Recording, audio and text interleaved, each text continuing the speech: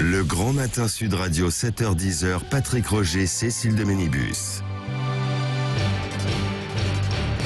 La vérité en face. Et la vérité en face de Christine Kelly. Bonjour, merci d'être avec nous. Et ce livre qui vient de sortir, alors bien sûr, qui s'appelle Liberté sans expression aux éditions du Cherche Midi. Et puis Christine Kelly, bien sûr, journaliste et présentatrice de Face à l'info sur CNews et ancien membre du Conseil supérieur de l'audiovisuel. Oui. On la connaît bien. Bonjour Christine. Bonjour Cécile. Bonjour. Merci d'être avec nous avec ce livre qui vient de sortir cette semaine. Je vous le conseille parce que vous revenez sur ce que vous dites, Liberté sans expression, le titre. Et en même temps sur votre vie, sur votre parcours. Et on va en parler dans un instant parce qu'on apprend énormément de choses. Comment vous êtes venu à ce métier, votre éducation, votre vie en Guadeloupe et ensuite ici. Juste quand même sur Liberté sans expression. Vous avez été la cible depuis que vous animez Face à l'info sur CNews avec Éric Zemmour. Vous avez été la cible de propos haineux, de menaces de mort et aujourd'hui vous vivez sous protection policière. Vous pensiez en fait qu'on pouvait en arriver là en étant journaliste quand vous avez commencé justement cette carrière? Pas du tout. Justement, et c'est la raison pour laquelle, presque révoltée, je me suis dit que j'écris ce livre. Comment on peut aujourd'hui, en 2022, avoir deux personnes qui vous encadrent avec le plus grand des plaisirs, peut-être pour ma liberté, mais en même temps en me privant de liberté, parce que je suis journaliste. Pourquoi? Qu'est-ce que j'ai dit? À quel moment on a vu que ma position peut gêner, ma prise de position journalistique peut gêner? Qu'est-ce que j'ai dit? Qu'est-ce que j'ai fait? Quelle position qui pourrait gêner? Laquelle? Celle de donner la parole? Est-ce qu'on a le droit de donner la parole à tout le monde? Est-ce qu'en amont, on doit s'auto-censurer et ne pas donner la parole à certaines personnes, ou au contraire, prendre le téléspectateur pour quelqu'un de responsable, ne pas l'infantiliser, le laisser lui donner à penser, le laisser réfléchir, lui laisser prendre ses décisions, lui laisser analyser, lui faire confiance. Et je ne comprends pas aujourd'hui qu'en 2022, on puisse être un journaliste dont personne ne connaît mon avis politique et qui soit en plus encadré par de la protection. Est-ce que pendant tous ces mois-là, notamment quand il y a eu un déchaînement sur les réseaux sociaux autour de vous, vous avez eu envie de tout arrêter, de se dire stop, je ne peux pas, en fait c'est insupportable? Ça m'est arrivé ponctuellement, mais arrêter, c'est renoncer. Arrêter, c'est donner raison à ceux qui ont tort et se dire que le mal a remporté la place sur le bien. Oui, mais il pouvait y avoir la crainte pour votre vie. Vous êtes maman d'une petite fille, vous insistez beaucoup évidemment sur elle, sur son importance dans votre vie. C'est vrai, et je remercie infiniment Gordane et Slaven qui m'encadrent. Je remercie infiniment ma direction qui m'a soutenue. Mais je peux vous dire qu'un jour, dans les couloirs, avec autant de pression et peu de personnes, même à l'intérieur de la chaîne, ne pouvaient imaginer les pressions que je subissais. Un jour, en sortant du plateau, les larmes aux yeux d'énergie contenue. Je vois Éric Zemmour dans les couloirs, qui ne connaît pas mes idées politiques. Et je lui dis, tu sais, je suis prête à mourir pour que tu puisses parler. Et j'avais les larmes aux yeux. Je vous dis ça, j'en ai des frissons. Parce que je suis prête à mourir. Parce qu'il y a un moment, est-ce qu'on va reculer devant la démocratie? Est-ce qu'on va faire partie de ceux qui abattent la démocratie? Pas de débat pour la présidentielle, pardon, mais ça me révolte. Pas de débat pour les législatives, pardon, mais ça me révolte. Est-ce qu'on peut aujourd'hui être face à quelqu'un, j'en ai des frissons quand je vous parle, qui n'est pas d'accord avec vous? Est-ce qu'on peut l'écouter tout simplement, sans pour autant l'empêcher de parler? On peut ne pas être d'accord, on peut trembler au fond, on peut donner ses idées, on peut argumenter. Aujourd'hui, on est dans comme dit Philippe Muret dans son livre L'Empire du bien, on est dans une société où le thé n'a pas de thé, où le sucre n'a pas de sucre, où il n'y a pas de débat, où il n'y a plus rien. Et aujourd'hui, on est en train de crier par rapport à la société qui est la démocratie qui disparaît sous nos pieds. Il faut que tout le monde, chacun d'entre nous, puisse participer à cette construction du débat. Je n'ai jamais vu une présidentielle et une législative sans débat. Ça veut dire que toute personne qui a une tribune, aujourd'hui, vous considérez qu'elle doit être une rempart à la censure? Toute personne qui a une tribune aujourd'hui doit, et même, j'irai même plus loin, chère Cécile, tout Français, toute personne qui nous écoute doit contribuer au débat. Et débat ne veut pas dire invectiver, débat ne veut pas dire insulter, débat ne veut pas dire critiquer forcément. Débat veut dire écouter, argumenter. Je ne suis pas d'accord pour ça. Oser aller contre les palpitations de son cœur, contre ses tripes, et se dire que, ok, dis-moi pourquoi tu n'es pas d'accord. Je suis pas d'accord avec toi. Et sans aller se dire que, écoute, je vais plus du tout te parler. C'est tellement facile aujourd'hui. On bloque, on ne parle plus, on reste en vase clos. Mais à force de rester en vase clos, il y a des communautés qui ne se parlent plus. Il y a des gens qui ne se parlent plus. Alors que justement, vous vouliez faire parler, et vous êtes aussi le symbole de communautés, personnes de couleur, bien sûr.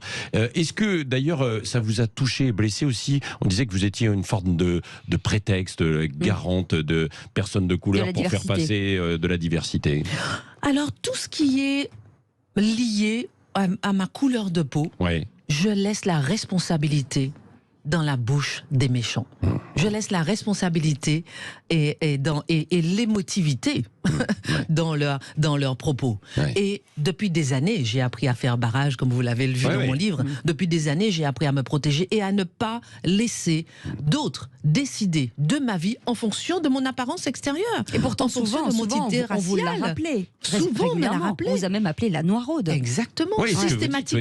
Systématiquement, au bout de ma carrière, tu arrives à l'école de journalisme, on te dit, ah oui, mais t'es antillaise, donc t'auras froid, tu vas repartir. Tu arrives dans un groupe et on te dit, ah oui, mais on t'appelle la noiraude. Tu arrives ailleurs et on te dit, mais tiens, tu viens faire le ménage chez moi.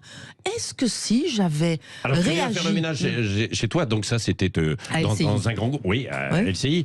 C'était sous le ton de la plaisanterie ou pas? Et comment vous l'aviez perçu? Vous le dites dans votre livre. Est-ce que cette question mérite réponse? Sur le ton de la plaisanterie ou pas? Bien sûr. Plaisanterie ou pas, je pense que c'est pas quelque chose qui se dit. Lorsqu'on est la seule femme noire à présenter le journal à LCI, lorsqu'il n'y a aucun journaliste noir qu'on voit sur les chaînes, et lorsqu'on est là au cœur d'une rédaction et qu'on vous pose cette question, plaisanterie ou pas, je trouve que cette question n'a pas sa place. Il n'empêche que je ne laisserai personne décider de ma vie. Je ne laisserai personne décider en fonction de mon identité raciale, de ma couleur de peau, de ma taille, de mon poids, de mon apparence physique. Ma mère m'a toujours appris toute ma vie, ne laisse pas les gens décider sur ton apparence. Ton apparence ne compte pas, seul ton intérieur compte. On va voir justement aussi votre vie, votre parcours, juste avant, dans un instant. Et si vous voulez poser des questions à Christine Kelly, qui nous fait le plaisir d'être avec nous sur Sud Radio jusqu'à 10h, à l'occasion de la sortie de son livre Liberté sans expression, aux éditions du Cherche Midi, vous n'hésitez pas, vite, dépêchez-vous, 0826 300 300. À tout de suite. Le Grand Matin Sud Radio, 7h-10h, Patrick Roger, Cécile de Ménibus. La vérité en face. Et la vérité en face à Christine Kelly ce matin pour ce livre Liberté sans expression. Au moins le titre est clair, aux éditions du Cherche Midi. J'avais une question à Christine Kelly à vous poser, parce qu'on parle souvent des féministes, forcément, de statut de femme. Dès qu'on a une femme un peu sur le grill, parfois on se dit, est-ce que finalement on est soutenu par les mouvements féministes? Bonne question. Est-ce que finalement, de se dire que vous avez été soutenu ou pas? Pas du tout. Pas du tout. Pas du tout. Vous savez que c'est maintenant que je me rends compte à votre question. Alors évidemment parce que je n'attends pas de soutien en particulier, mais complètement absent. Et c'est intéressant de voir justement ces soutiens à géométrie variable, ces soutiens qui peuvent être gênants pour eux, mais pas pour moi. On soutient quelqu'un, on soutient pas quelqu'un. Et c'est ça aussi qui est intéressant. Est-ce que depuis un an, ça fait 1 an et demi maintenant, c'est ça, on va faire notre 4e rentrée. Le temps passe vite. Non, mais le temps passe vite, mais c'est surtout depuis 1 an et demi où évidemment il y a eu une montée en puissance parce qu'il y avait la candidature potentielle en fait d'Éric Zemmour. Est-ce que vous avez changé, évolué aussi dans la façon de mener votre émission Face à l'info? Après le départ d'Éric Zemmour, vous voulez dire? Alors après, Éric Zemmour, il prenait beaucoup de place. C'est-à-dire que maintenant qu'il n'est plus là, on a aménagé l'émission. Mathieu Bocoté qui est là, il prend un petit peu moins de temps. Donc évidemment, la formule a un petit peu changé, heureusement. Mais pour pouvoir s'adapter un peu, parce qu'on a eu Charlotte Dornelas. Oui, c'est ça. Mais on avait vu dans les derniers 6 mois, c'est pour ça que je dis 1 an et demi, parce que dans la dernière ligne droite, il y a 1 an, alors qu'on s'interrogeait beaucoup sur Éric Zemmour et qu'il y avait beaucoup d'attaques, et vous étiez aussi la cible en fait à ce moment-là. Est-ce que vous êtes dit, bah, il faut que je change peut-être mon positionnement, ma façon de mener l'émission, etc.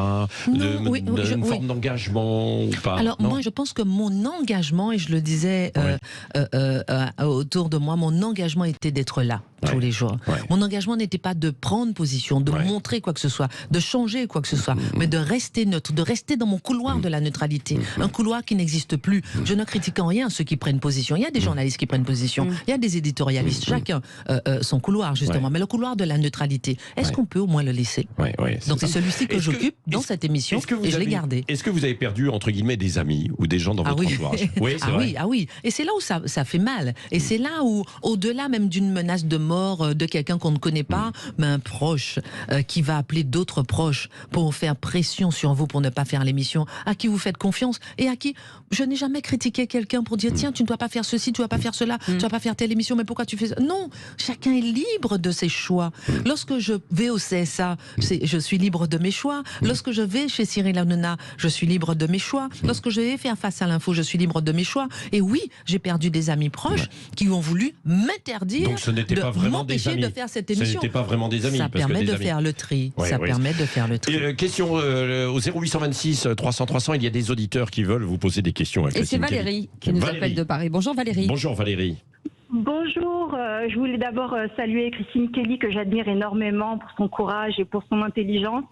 C'est toujours un plaisir de vous écouter. Merci, je voulais simplement vous poser la question en fait du tri sur les mots que vous recevez, c'est-à-dire que je pense est-ce qu'il n'y a pas besoin de faire une forme de pédagogie parce qu'on est dans une société où on relève chaque mot et on a l'impression que c'est un petit peu tout et n'importe quoi et qu'on va finalement arriver dans une impasse puisqu'on parle de liberté d'expression et en même temps on relève chaque mot. Est-ce qu'on ne peut pas faire une pédagogie pour apprendre aussi aux jeunes générations et aussi au public à dire ce mot-là n'a strictement aucun intérêt et par contre cette réflexion-là, pédagogie sur le vocabulaire, plutôt que sur les mots ou les problèmes de société. C'est ça en fait. Voilà, ce que je veux dire. c'est ça, c'est-à-dire qu'à un moment donné, il faut aussi faire un petit peu de pédagogie puisqu'on a l'impression qu'on relève tout et n'importe quoi et même les jeunes générations sont totalement perdues. Oui, je suis absolument d'accord avec Valérie. Merci beaucoup pour vos mots agréables et votre encouragement. Et je pense qu'effectivement, il faut faire de la pédagogie. Je pense que c'est le rôle, par exemple, de Face à l'info, où on fait de la pédagogie, où on fait de l'engagement quelque part pour la liberté d'expression, alors que chacun, justement, s'exprime sur certains sujets. Il y a beaucoup de mots qu'on explique régulièrement. Et au-delà des mots, et d'après ce que j'ai compris, c'est pouvoir expliquer que, si j'ai bien compris, laisser place à la liberté d'expression et laisser la liberté d'expression s'exprimer. S'exprimer, justement. Alors qu'on est dans un monde dans la liberté sans expression. Et je pense que oui, il faut absolument que cette mentalité de la liberté d'expression, qui est constitutionnelle à notre pays, cette liberté d'expression, qu'elle puisse évoluer, qu'on puisse faire de la pédagogie et qu'on puisse rappeler que c'est constitutionnel à notre pays. Valérie, merci. Donc, je voulais juste terminer en disant, est-ce qu'on ne peut pas simplement dire parfois que c'est simplement une insulte qui ne mérite même pas de réponse, plutôt que de parler tout de suite de quelque chose d'insupportable, etc. Vous voyez, pour un petit peu élever le débat, quoi. Et absolument d'accord. C'est important quand même. Et parmi les mots, alors peut-être vous vouliez faire référence à des insultes que vous avez reçues, comme, je les cite, négresse blanche ou négresse de maison. C'est ça, donc... C'est raciste, mais après je leur laisse la responsabilité, ça prouve leur niveau. Honnêtement, si à chaque fois que quelqu'un m'insulte, moi je le prends personnellement et que ça m'empêche, et que ça anesthésie mon action, c'est que la personne a gagné. Je ne laisserai pas les autres gagner par le racisme. Je ne laisserai pas les gens gagner par le racisme. Merci beaucoup Valérie. Dans votre livre, vous venez sur votre enfance et votre éducation, et je cite, vous ne deviez porter aucun bijou, pas de maquillage, pas d'accessoires. Pas de frivolité, se montrer féminine, vous le dites, heurter les premiers principes en vigueur. Dans le cadre de la féminisation, justement, des médias, où on demande à ce qu'il y ait de plus en plus de femmes, est-ce que c'est difficile, en fonction de ça, finalement, de l'éducation que vous avez reçue, de mettre en avant ce côté féminin? C'est ce qu'on nous demande aujourd'hui. Oui, et c'est vrai que moi, tout ce qui est... on en parlait tout à l'heure un petit peu pendant la pub avec Cécile, tout ce qui est... personnel, j'essaie de l'effacer moi à l'antenne. C'est-à-dire que le fait d'être femme, le fait d'être mère, le fait d'être noire, le fait de m'occuper d'une association de famille monoparentale depuis 12 ans, j'essaie de faire abstraction de ça pour être simplement journaliste. Et pour que derrière le mot journaliste, tout puisse être presque édulcoré. Pas totalement s'effacer, mais être presque édulcoré. Et c'est vrai que dans ce monde où, par exemple, on demande effectivement d'être... l'apparence, le fait d'être femme, ou le fait d'être trans, ou le fait d'être blonde, ou le fait d'être noire compte. Je me rappelle qu'un jour, Jean-Claude Dacier, lorsqu'il m'a embauché et qui m'a dit, voilà, vous avez passé les tests, on va vous embaucher, et surtout, vous êtes jolie. J'attendais ce poste-là depuis 2 ans. J'avais envoyé 23 CV et je me suis levée. Je lui ai dit, si vous me prenez parce que je suis jolie, je ne viens pas. Parce que ça ne m'intéresse pas d'être journaliste parce que je suis jolie, parce que je suis femme. Ça m'intéresse d'être journaliste parce que mon CV vous a plu. Et pourtant, je peux vous dire que j'ai raté plusieurs occasions comme ça parce que j'ai fait beaucoup.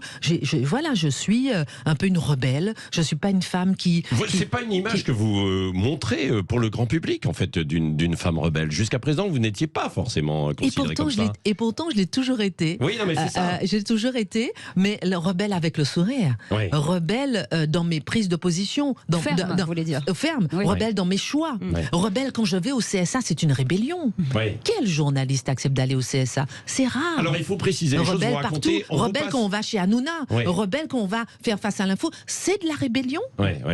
Quand vous allez au CSA, qui est devenu l'ARCOM aujourd'hui, vous avez un coup de fil du président du Sénat qui vous appelle pour dire qu'il a pensé son en conseiller. fait à vous. Oui, son conseiller, c'est ça. Et là, vous vous dites quoi sur le moment Bien là, je me dis oui, c'est gentil. Enfin voilà, pourquoi pas. Enfin voilà, il me rappelle le lendemain, il me dit alors, c'est oui vous avez réfléchi ou pas? Voilà, c'est oui, c'est non. Je dis mais c'est sérieux? Je dis mais CSA, mais c'est quoi CSA? J'avais fait tous les postes presque dans l'audiovisuel et je me dis mais c'est quoi le CSA? Et finalement, j'ai été vous avez au Sénat et voilà, et j'ai accepté le poste. Et vous avez travaillé notamment au CSA aussi sur les questions de pluralisme et puis lors des campagnes électorales que nous vivons en fait aujourd'hui, vous aviez fait un rapport pour entre guillemets dénoncer le système tel qu'il existait aujourd'hui. Vous dites qu'il est un peu ubuesque, etc. Qu'on est quasiment les seuls à l'avoir avec sur les temps de parole des politiques. Temps de parole, quoi. C'est utile ou pas utile quand même ce temps de parole? Alors j'ose le dire parce que j'ai fait un rapport que j'ai donné au Conseil d'État sur justement les temps de parole. On est le seul pays au monde à avoir ces temps de parole. Alors déjà sur il y en a mais pas de la même manière. La Roumanie qui nous a copié, mais personne n'a ce temps de parole à la seconde près. Et lorsque vous parlez de CSA, c'est là où j'ai appris ma liberté d'expression. C'est là où j'ai appris ce que c'est. C'est là où j'ai appris la puissance, l'importance capitale pour notre démocratie d'avoir la liberté d'expression. Et je me battais lorsque j'étais au CSA pour que Jean-Luc Mélenchon puisse passer à la télé, à la radio, pour que Jean-François Asselineau puisse passer dans les médias, pour que chacun puisse passer. Et je me demandais pas, tiens, je vais me battre pour lui et pas pour celui-là en fonction de ses idées. Et c'est en ça que le temps de parole finalement a un bon côté aussi. On donne la parole à tout le monde sur très intéressant. Comment expliquer, par exemple, en ce moment, il y a un ami qui me dit oui, tiens, je me lance dans les législatives. Est-ce que tu peux dire à ta direction qu'on puisse faire un papier que je puisse venir sur le plateau? Je dis non, parce que avec les temps de parole, tu peux pas venir. Oui, parce que si attention, on parle, très intéressant. Si tu parles de quelqu'un, tu es obligé de parler de tous les autres. Donc le temps de parole va jusqu'à limiter la liberté du journaliste, la liberté éditoriale du journaliste. Comment expliquer qu'à chaque fois qu'il y a une présidentielle, 15 jours avant, à partir du moment où on entre dans la stricte égalité du temps de parole réglée, non pas par le CSA, mais par le code électoral, par la loi, tous les débats disparaissent. Parce que les médias n'arrivent pas à donner autant de temps de parole à Éric Zemmour, qu'à Emmanuel Macron, qu'à Jean-François Asselineau, ou bien qu'à un autre. Certains n'ont pas beaucoup de représentants en plus. Donc les politiques, ils veulent absolument ce temps de parole, et effectivement, ils n'ont pas beaucoup de représentants, mais la réalité, c'est que ça tue le débat démocratique. Et là encore, c'est ma même ligne éditoriale, liberté sans expression. Merci Christine Kelly. Jamais je n'aurais pu penser que l'exercice du métier de journaliste me conduirait à bénéficier d'une protection policière. C'est ce que vous racontez à travers ce livre, Liberté sans expression, aux éditions du Cherche Midi. On était ravis de vous avoir. Oui, et votre parcours, on apprend énormément de choses. Achetez-le évidemment pour faire davantage connaissance avec Christine Kelly, qu'on va retrouver évidemment ce soir. Lundi. Elle est en week-end. Voilà. Oui, c'est vrai. Nous sommes Là, c'est vendredi. Friday Wear, Patrick Roger. Sur CNews, ouais. Friday, Voilà, c'est ça. C'est pour ça que je suis avec vous, avec plaisir. Ah, bah voilà. Elle est venue en maillot de bain, c'est pas Dans- pourquoi. C'est la question. Regardez Il est les là le images. maillot, elle est où la piscine? J'arrive. Oui, c'est ça. Dans un instant, c'est Valérie Expert, André Berkoff sur le pont ce midi, Ah ouais. toutes les émissions, les vraies voix évidemment. Et Valérie Expert et Gilles Gansman. Et c'est Jean-Marc- Jarry, le Jarry, comédien ah oui, Jarry, oui, chez Valérie absolument. Expert et Gilles Gansman. il faut le dire. Jean-Marie Bordry sur le pont ce week-end. Ne ratez pas le rugby avec François Trio et toute la bande évidemment ce week-end. Et on se retrouve aussi dimanche soir. Hein. Je serai là aussi avec vous et avec toutes les équipes pour les résultats de la législative. Qu'est-ce On qu'ils embrasse. sont comme chance, c'est fou. Oui. Patrick Ciao. Roger. The famous Patrick Roger. Allez, on vous Ciao, on embrasse. vous À embrasse. lundi, salut.